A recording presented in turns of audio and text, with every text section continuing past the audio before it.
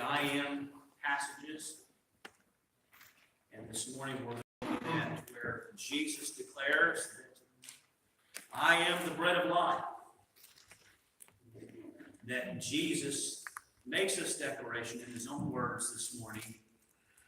But I'm reminded over in Exodus chapter 3 and verse 14 where God was speaking to Moses. And he told Moses, he said, I am who I am. And he said thus, you shall say to the children of Israel, I am has sent me to you.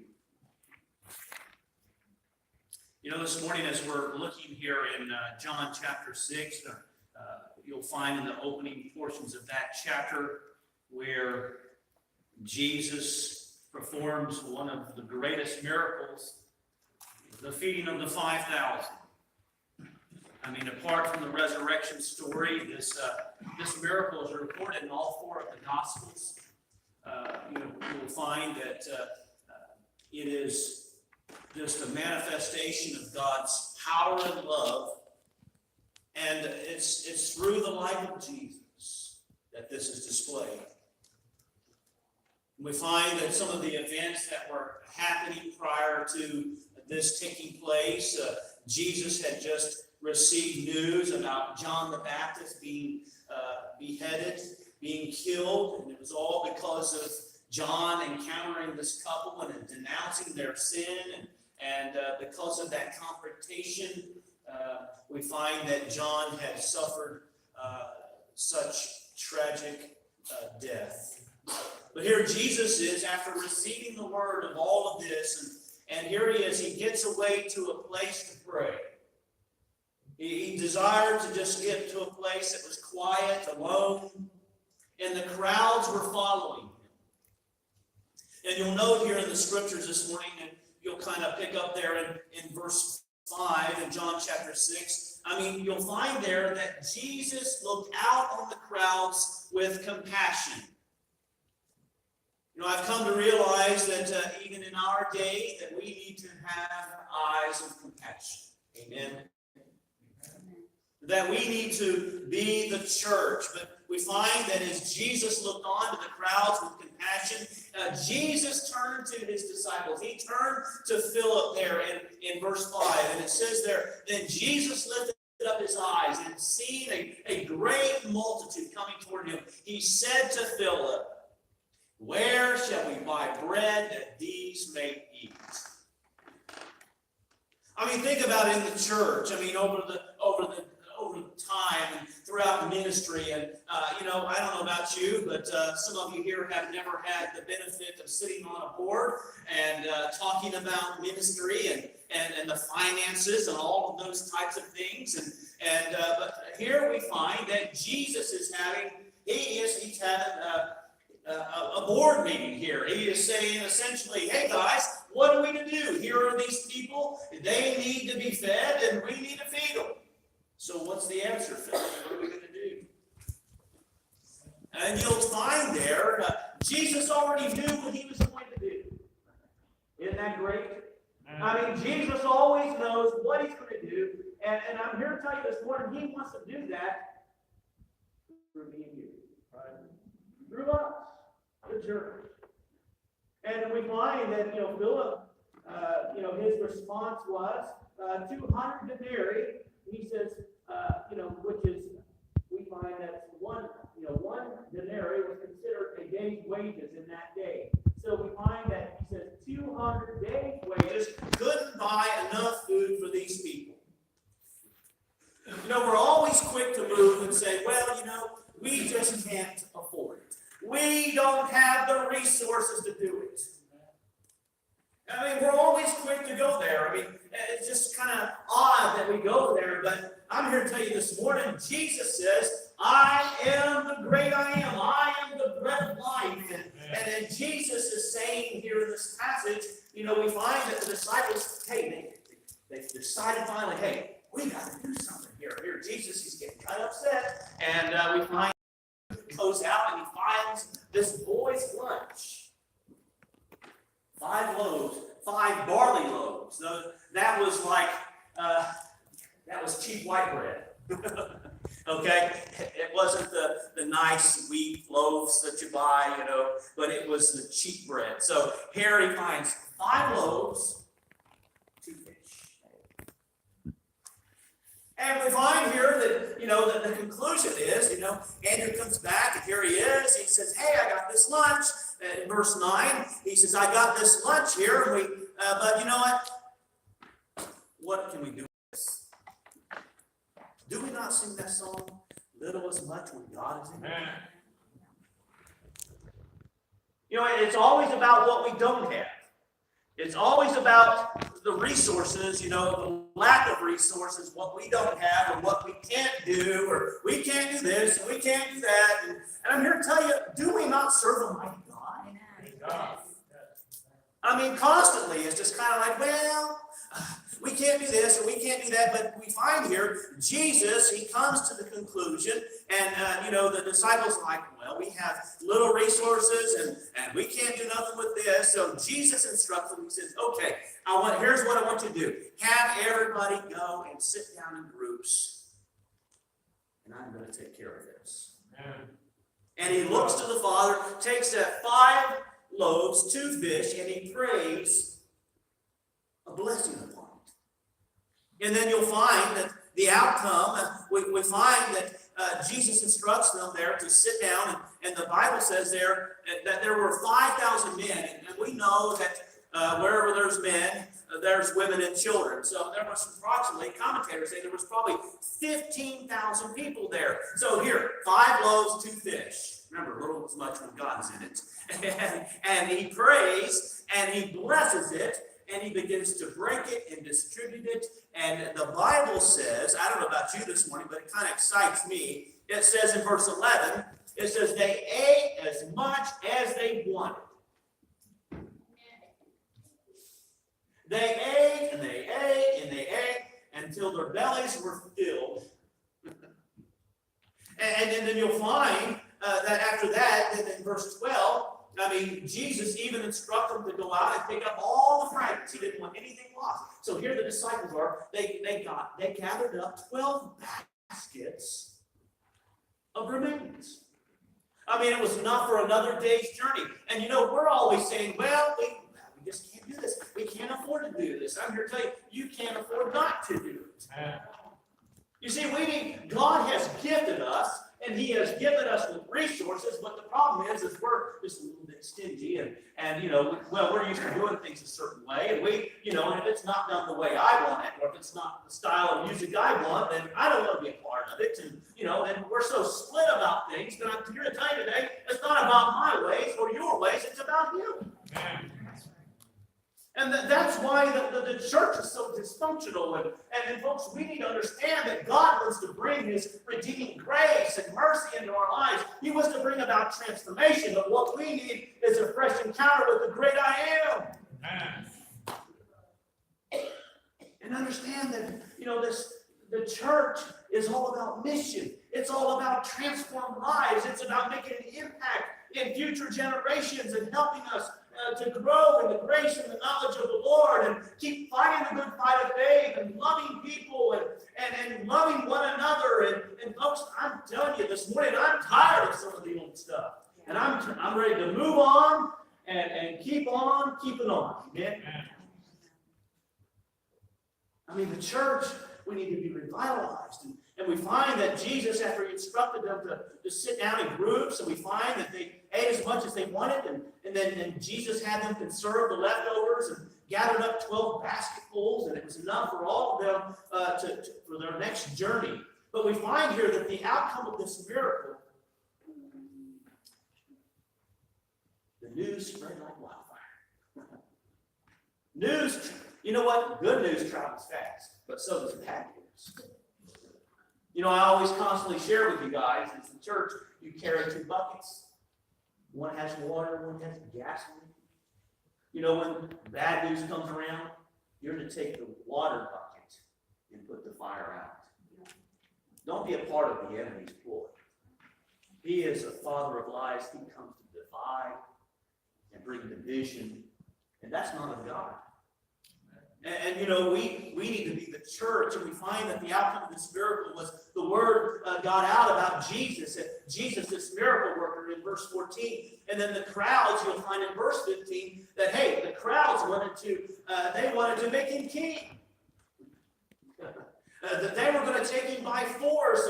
And so Jesus, he sought another route, a way of escape to get away. And R.F. Bailey once said this, and he says, he, Jesus, who was already king, has come to open up his kingdom to men, but in their blindness, men try to force him to be the kind of king they want. Therefore, they fail to get the king they want, and they also lose the kingdom he offers. And it's kind of that way even around the church. We want church to be about us, to be about our ways and our ideas. But folks, it's all about Jesus this morning. It's about community. It's about bringing about transformation in our community. And we need, as a church this morning, we need a fresh encounter of Almighty God. We need to encounter Jesus, who is the bread of life. And you'll find here that this friction that was taking place here in this passage in John chapter 6, and we're going to pick up this morning in verse 25 through 35. Now you'll find here that Jesus had snuck away, and here he had traveled, and you'll find there in verse 25, it says, and when they had found him on the other side of the sea, they said to him, Rabbi, when did you come here? Jesus answered them and said, most assuredly I say to you, you seek me not because you saw the signs, but because you ate of the loaves and were filled. Do not labor for the food which perishes, but for the food which endures to everlasting life, which the Son of Man will give you, because God the Father has set his seal on him. Then they said to him, what shall we do that we may work the works of God? Jesus answered and said to them, this is the work of God, that you believe in him whom he sent. Therefore he said to him, what sign will you perform then, that we may see it and believe you?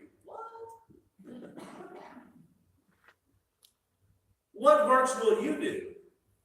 Our fathers ate the manna in the desert, as it is written, he gave them bread from heaven to eat. Then Jesus said to them, most assuredly I say to you, Moses did not give you bread from heaven, but my Father gives you the true bread from heaven. For the bread of God is he who comes down from heaven and gives life to the world. Then they said to him, Lord, give us this bread always. And Jesus said to them, I am the bread of life. He who comes to me shall never hunger, and he who believes in me shall never thirst. May God bless the reading of his word. Bread, folks, is essential to sustain life. But you see, we find here that what Jesus is talking about, he's not talking about the physical, he's talking about the spiritual. I remember reading one of my father-in-law's books, and opened up in there, and there was written on a piece of paper a little quote, and he said there, we feed our bodies 3 times a day, but how many times a day do we feed our souls? We are so caught up in the physical aspect of our world that we forget the profound truth of our spiritual need. And and in the church today, we're a lot like those down through history. We're people of habit. We have this way about us, and we're, we have certain perceptions and certain way we want things done. And, I've got certain, things that I like, and I'm just as guilty as the rest of you this morning. But I want you to understand this morning what Jesus is trying to reveal to us today in this passage. You'll find there in John chapter 6, verse 60, it says, therefore many of his disciples, when they heard this, said, this is a hard saying, and we can't understand it. Says, who can understand it? And in John, in chapter 6, verse 66, he says, from that time, many of his disciples went back and walked with him no more. Folks, we kind of get to the place sometimes in our life where we miss it. Even in the church, we miss it. We need to get back to understanding that Jesus is the great I am, that He is God incarnate, that He has come to dwell among us, that He has come to bring about salvation and sanctification. He's come to bring about the transformation in our lives and in the lives of our families. It's not about the building, folks. God has blessed us and given us and provided us with a great building and a place to meet. But folks, you are the church this morning. Right. We get so caught up in buildings and programs and the ideal that it's the church. We've got to be like the church down the street. I'm here to tell you this morning, we need to find what it is that we do well and do it for the glory of God. And it's not about us trying to be like the church down the street. We're not a shopping mall. We're a place for the sick. We're here for those who are spiritually sick and that need to be ministered to. And we as the church, we need to understand this morning that what Jesus is trying to help them to understand, He exposes three things about the people. First of all, He exposes their need. And then second of all, He exposes their motivation. And then thirdly, He exposes their allegiance. And this morning, when you think about it, I mean, the need of the people at this particular moment was food. When Jesus was there, when He performed the miracle, He saw them. They had a physical need, and He met that need. But then He took that lesson to produce a spiritual truth. He said, I am the bread of life. That I have come to bring life unto you, to minister to you, to help you understand that I am the Messiah. I am the anointed one. I am the promised one of Scripture this morning. And we need to understand that as He exposed their need, that was the need of the people. And you'll find there in chapter 6, verses 32 and 33, Jesus said to them, Most assuredly I say to you, Moses did not give you the bread from heaven, but my Father gives you the true bread from heaven. You know, the word there, true, means genuine. It means original. It means authentic. And, you know, Jesus wasn't trying to downplay the miracle that took place when God provided manna for His people. He's trying to help them to understand that what's important here, Jesus is saying that I am the bread of life. Right. That I've come to give you life. And I am the bread that comes down from heaven. And, you know, people didn't understand the meaning of what Jesus was trying to relate to them. You know, we find that Jesus shocked them when he began to refute or talk about that event back then. I mean, that was sacred. It was Scripture. It's tradition. And folks, we get caught up in those things, even in the church. And we find that as Jesus, he shocks them a second time by making the declaration that He is the bread of life. And we see it today in our society. We see it in the political arena. We see it in the schools. We see it in our community. We see the fight that the enemy's putting up. But I'm here to tell you that the church needs to get back to its first love. We need to understand that we need to get back to the great I am and worshiping Him and serving Him and being willing to get in and get our hands dirty and help out with the kids and the youth. Did you know that statistics tell us that a child between the ages of 4 and 18 is the most impressionable years? You know, folks, we shouldn't have a hard time finding people to get in there and help out with our kids. Shame on us. You know, we should, you know, the church is not about coming in. The problem is we're a lot like the people in this passage. We're like, hey, Jesus, what can you give me? You know, Jesus, I'm gonna make you king. Hey, you can provide food for me all the time, and you know, and it's kind of like we go to God in prayer and we say, well, I need this and I need this and I need this. You know what God wants? He wants us to say, Jesus, I need you. Amen. I need you to bring change and transformation into my life. And folks, we need to get back to that. We need to get back to the reality of saying, Lord, I've been called out of darkness. Praise be to God. I'm no longer what I used to be. I've been called out of darkness, and God had a call on my life, and I am seeking Him. You know, there's been times, folks, where I've been the pastor, I've been the song leader, I've been the Sunday school teacher, I've worked with youth, I've worked with children. There have been times, and shame on us, folks. We should say, hey, Jesus, you transformed my life. Therefore, I want to be all in. I want to use my gifts and graces. Just like I told you before. I said, if the Lord's through with you, I'll begin to pray for him to take you home. We got to get in this thing. If we don't get him to be a part of it.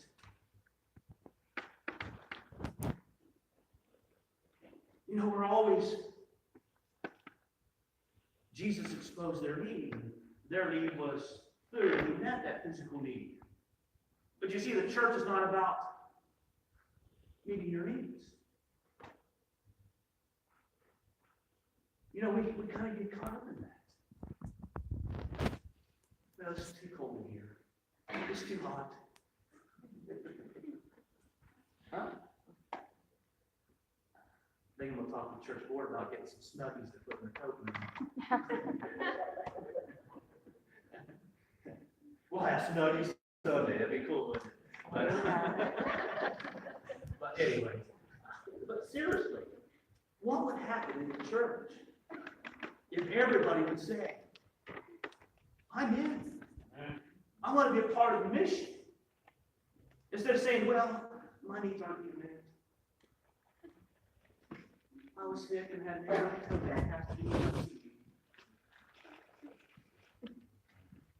We get so caught up in those things. Folks, we're the church. I'm only one person. I can only do so much. And as the church, we're to be together. We're to say, hey, what can I do? Instead of when you hear there's a need, you say, you go and do it. You take care of it. You don't just say, well, let me call a pastor. Hey, pastor. We're all ministers. We've all been called. Right. And you see, as the Bible talks about here, we find that the people had needs, so they were running after Jesus. Jesus, you can meet my need. You can help me.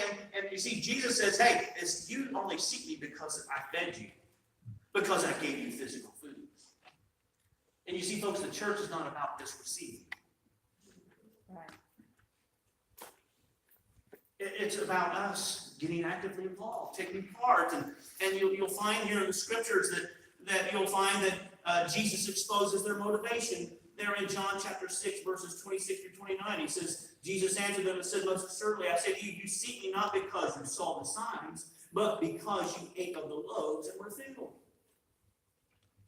Do not labor for the food which perishes, Jesus says, but for the food which endures to everlasting life. And you know what, folks? We don't need to hear another sermon. We need to get in the team. We need to get involved and say, you don't have to ask me to get involved. You don't have to have permission. You just jump in. You find a place to serve. And that's what it's about. And, we need to have a fresh encounter with the great I am. He gives us the food that endures to eternal life this morning. Mm-hmm. He's given us his life for me and for you. And therefore we should say, Jesus, I want to serve. I want to do what I can.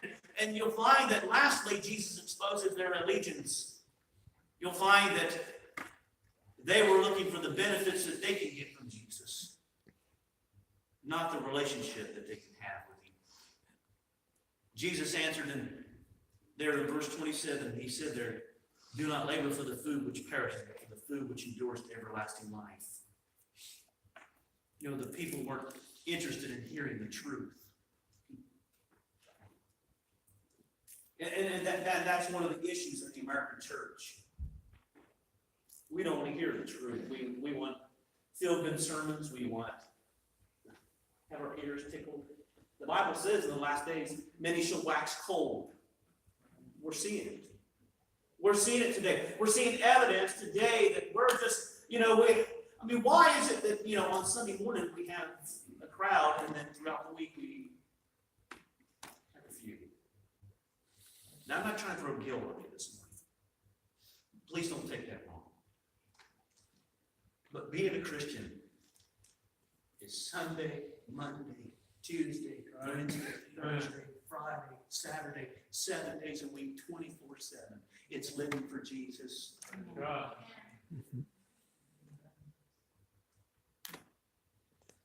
It's every day living for Jesus. every day. So I'm going to ask you this morning, you know here in this passage that some significant things here, you'll find that Jesus declares that he is the bread of life and that he has come down. I'm glad to know this morning that God has come into our world, that he has come and he has brought grace and truth, that he has come to give us life this morning, that I don't have to live in my sin, that I don't have to continue in that manner, but he makes all the difference in the world. And you'll note here in this passage that it's quoted time and time again through this chapter. Jesus came down, the bread of life came down. You know, what we need is a fresh outpouring of the Holy Spirit. You'll note there in that passage 6 times that Jesus says that he has come down from heaven. That's God intersecting our world. That's God meeting our need. And folks, our response should be, Jesus, I receive all of you for all of me. I'm in this thing, and I want to be used. And I want to be a part of, Jesus was helping to relay the message of his coming passion, his death on the cross. And we find that in this passage, in verses 51 through 54, it says, Jesus said, I am the living bread which came down from heaven. If anyone eats of this bread, he will live forever. The bread that I shall give is my flesh, which I shall give for the life of the world. And the Jews therefore quarreled among themselves, how can this man give us his flesh? Jesus is speaking of a metaphor here. He's talking about giving his life. He's the life giver this morning. Amen. And you see, we need to understand that Jesus has come to give us life. And life more abundantly, not in the physical realm, but in the spiritual realm. I mean, the abundance of life is this morning, the greatest miracle that we can ever experience is knowing that our sins have been forgiven. Amen. Praise be to God this morning, that he who the Son sets free is free indeed. And you see, folks, God wants to use you throughout the week, in your workplace, at school, in the community, down the local bank, at the restaurant, when you go out to eat. God desires to use you. Be the church. Be his people. Be his hands and feet. When you see a need, meet that need. And as I think about all this, Jesus exposes 3 things about us. He exposes our need this morning. I don't know about you, but I need more of him. I need him in my life. He exposes our motivations. What are our motivations? Do we really hunger and thirst for righteousness? And then lastly, he exposes our allegiance. This morning, you cannot serve the Lord half-heartedly. Right. You cannot have 1 foot in the world and 1 foot in the kingdom. You just can't do it. Either you're all in or you're not. And Jesus wants us to be all in. Amen. He gave all of himself for you. When he hung on that cross and he died, he says, I am the bread of life. He's come to give you life this morning. Life eternal. Think about it. He exposes our need this morning, our motivation, our allegiance. Are we just looking for the benefits we can get from Jesus? Or are we serious about our relationship with him this morning?